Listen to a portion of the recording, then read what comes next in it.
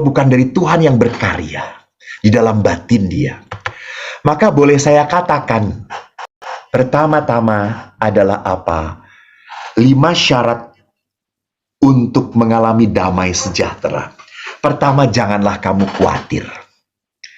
Kekhawatiran itu tidak masuk akal. Apalagi kalau kita khawatir akan hal-hal yang tidak bisa dirubah dalam kehidupan. Bodoh kita kalau khawatir, gitu ya. Orang namanya anak ini sudah lahirnya berkebutuhan khusus, lalu kita minta dirubah, ya tidak bisa, gitu ya. Jadi banyak hal-hal dalam hidup kita yang hanya bisa kita terima, berdamai. Maka kita harus sadar, Allah pun memelihara burung di udara. Allah pun memelihara segala-galanya, apalagi manusia, apalagi kita. Maka ada seorang bapak yang pernah sharing dengan saya, anaknya pun sama berkebutuhan khusus. Dia mengatakan, Romo, saya punya 4 anak, 3 anak saya normal, 1 anak saya berkebutuhan khusus.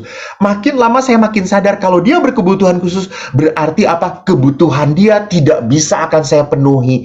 Hanya Tuhan yang bisa memenuhi dia. Lihat di sini, gitu ya. Jadi orang ini akhirnya merasa, kenapa saya harus khawatir? Kalau Allah membiarkan ini terjadi pada hidup saya sadar bahwa Allah pun akan memelihara. Allah pun akan memungkinkan semuanya berjalan. Yang kedua, kekhawatiran itu tidak natural. Tidak ada seorang pun lahir ke dunia dengan kekhawatiran. Nggak ada bayi itu lahir langsung berpikir, aduh besok bisa kerja nggak ya di Raja Wali Group ya? Aduh bisa nggak jadi direktur Raja Wali Group ya? Bisa nggak jadi gajinya banyak banget? Enggak. Seorang anak ke dunia tanpa kekhawatiran. Lalu kekhawatiran itu munculnya dari apa? Dari pengalaman hidup. Maka kekhawatiran itu jangan pernah lupa memberangus batin kita, bisa memberangus badan kita. Maka Amsal berkata, kekhawatiran dalam hati membungkukkan orang. Jadi, bahkan dikatakan, hati yang tenang menyegarkan tubuh. Kalau orang terlalu banyak khawatir, itu pun akan kelihatan dari tubuh dia. Itu pun akan kelihatan dari apa? Dari cara bertindak dia. Salah satu hal yang menarik pada saat saya mendampingi anak-anak yang katakanlah nggak gampang gitu ya. Lalu ada beberapa anak saya beri salam, mereka melihat diajak ngomong, mereka nggak mau menatap mata saya gitu. Sampai beberapa kali saya berkata, tatap promonya. Lalu dia balik lagi ngomong lagi, sekali tatap, dia pergi lagi kemana? Kenapa? Bisa terjadi seperti itu anak ini? Rupanya anak ini biasa dineglect, diabaikan oleh orang tuanya. Jadi kalau mamanya pun ngomong dengan anaknya tidak berhadapan, menatap matanya, menatap wajahnya, lalu berhadapan, enggak. Orang tuanya pun biasa seperti itu. Jadi batin dia rupanya terluka karena sikap orang tuanya seperti itu. Maka dia pun akhirnya tidak nyaman kalau diajak ngobrol oleh orang lain untuk menatap matanya. Ada seorang ibu yang begitu, begitu takut dengan suaminya. Jangan-jangan suami pergi ke kantor, ada affair dengan teman kantornya, jangan-jangan anaknya nggak beres, jangan kena narkoba. Akhirnya ibu ini karena terlalu banyak kekhawatiran, dia kurus kering. Jadi kekhawatiran itu memberangus tidak hanya batin, tetapi tubuh manusia pun. Maka itu banyak sekali orang yang bukan fisiknya tapi sakit, tetapi psikosomatik gitu ya, yang menjadikan dia hancur tubuhnya karena batin dia, hati dia, jiwa dia yang sakit itu gitu. Yang terakhir, kekhawatiran itu adalah hal yang tidak penting. Jadi kita itu bisa memilih dalam kehidupan, mau khawatir atau tidak. Jadi kita punya kekhawatiran, oke. Maka lihat di sini, siapa di antara kamu karena kekhawatirannya dapat menambahkan sehasta saja pada jalan hidupnya? Emang kalau kita pikirin terus, masalah kita akan selesai? Enggak. Jadi kita harus sadar bahwa di dalam kehidupan kita ada batas-batas yang tidak bisa kita lakukan. Maka kita hanya bisa berkata apa? Letting go. Ikhlas, ikhlas, ikhlas. Jadi mengatakan ada sesuatu yang tidak mengatakan, saya nggak bisa apa-apa selain letting go, letting go. And later on, kalau Anda bisa letting go, you can be said, let God, letting God. Jadi semua kehidupan itu tidak bisa kita genggam, kita kuasai. Ada hal-hal tertentu yang harus kita lepaskan. Tidak perlu dikhawatirkan. Damai sejahtera yang kedua, syarat damai sejahtera yang melebihi akal adalah apa? Di samping hidup tanpa kekhawatiran, belajarlah untuk membicarakan segala-galanya dengan Tuhan. Bicarakan. Daraskan doa.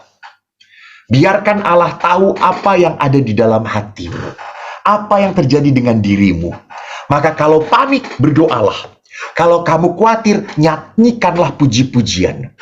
Biar hatimu itu tidak diserang, dijerat, dipenjara oleh kekhawatiran. Tapi biarkan puji-pujian itu melumerkan kekhawatiran dan memunculkan pengharapan. Itu. Yang ketiga adalah apa? Bersyukurlah dalam segala hal. Jadi jangan pernah lupa, tadi saya katakan, dalam setiap kejadian, bahkan yang menyakitkan, pahit dan menyedihkan, senantiasa ada berkat, hal yang baik yang patut disyukuri. Jadi kita itu hanya bisa bersukacita kalau apa? Kalau bisa bersyukur. Orang itu tidak akan bisa bersukacita kalau tidak bisa bersyukur. Maka memang ada karena koneksi yang erat sekali antara rasa syukur dan sukacita. Jadi kalau kita hal-hal yang baik kita bersyukur, itu sih nggak perlu kenal Tuhan juga, nggak apa-apa, nggak perlu jadi pengikut Yesus juga, is okay gitu. Itu mah logis gitu. Tapi pada saat kita mendapatkan penderitaan kita masih bisa bersyukur. Engkau murid Yesus. Engkau pengikut Yesus. Keempat, pikirkanlah hal yang baik, positif. Jadi, jangan pernah pikiran kita tuh terpolusi oleh hal-hal yang katakanlah tidak penting gitu. Kita harus sadar, di saat kita memikirkan hal-hal yang di luar kita, maka kita akan merasa khawatir, takut, dan gelisah. Dan saat kita memikirkan diri sendiri, kita akan merasa tidak mampu, tidak mungkin, semakin tertekan. Tetapi pada saat kita memikirkan Tuhan, menatap Tuhan, justru kita akan merasa damai. Jadi kita harus sadar ada kekuatan yang harus kita andalkan, yaitu siapa? Tuhan. Maka kalau kita terlalu banyak mikirin 2024 mau pemilu, bahkan pernah kemarin 2023 itu sudah ada yang memprediksi ini adalah tahun yang amat sangat menakutkan sekali gitu. Akan banyak teror. Ya kalau kita mengikuti itu semua, jiwa kita digerogoti itu semua, mati, kita kalah. Saya ingat sekali cerita kecil, nanti terakhir akan saya ceritakan. Yang terakhir adalah apa? Belajarlah untuk merasa puas, merasa cukup untuk segala hal. Jadi orang yang mampu berkata cukup dan puas adalah orang yang tidak menunda-nunda kebahagiaan. Ingat, manusia itu tidak pernah bisa bersyukur karena manusia dikuasai oleh keserakahan. Dan itu ada di dalam batin kita. Cukup dan serakah. Ada kisah kecil yang diceritakan oleh orang-orang Indian kuno. Selalu ada anak-anak kecil yang diberitahu oleh sesepuhnya, yang tuanya. Orang tuanya itu berkata kepada anak ini, "Nak, Di dalam jiwa kita ini ada dua serigala yang hidup. Serigala yang baik dan serigala yang jahat.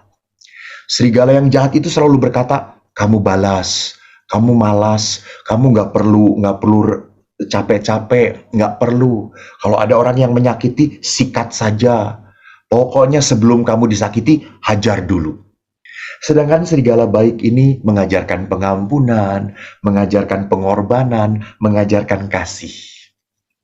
Lalu anak ini secara spontan langsung bertanya, lalu siapa yang menang, kek? Apakah serigala yang jahat atau yang baik? Lalu si kakek itu berkata, serigala yang menang adalah serigala yang banyak kau beri makan.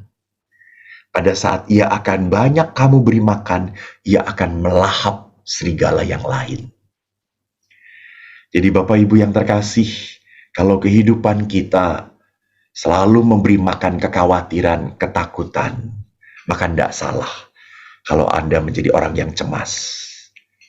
Tetapi kalau kita memberi makan batin kita dengan firman Allah, dengan puji-pujian, maka hidup kita akan penuh iman, harapan, dan kasih. Tuhan memberkati.